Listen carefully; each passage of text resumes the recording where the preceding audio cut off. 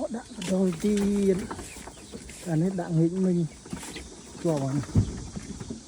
xôi ra chôm chết tịnh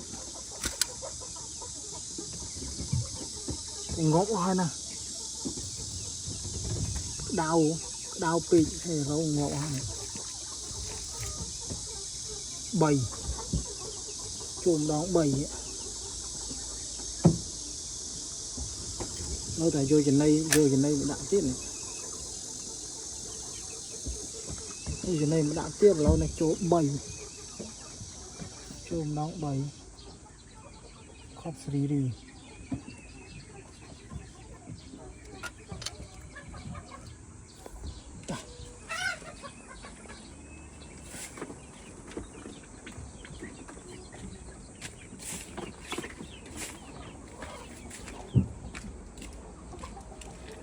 để bực khăn này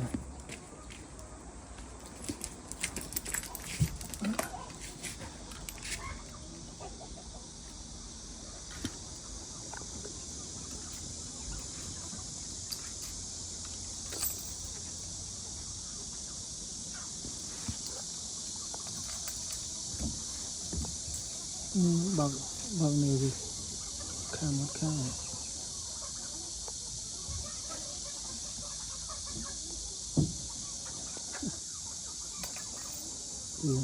rồi lại chỗ khăn khăn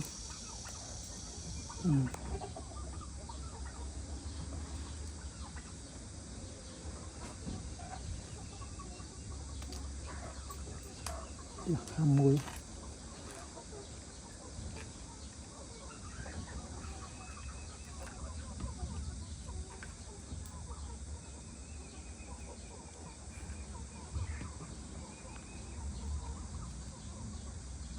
cháu chán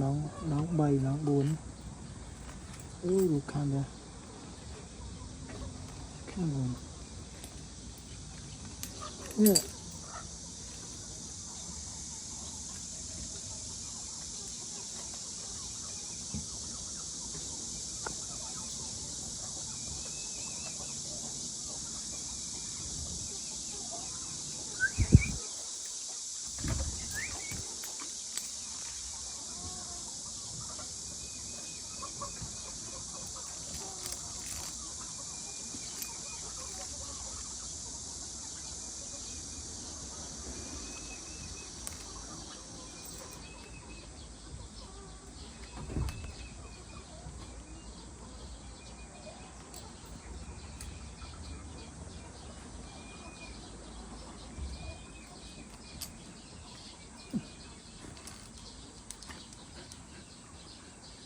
Đó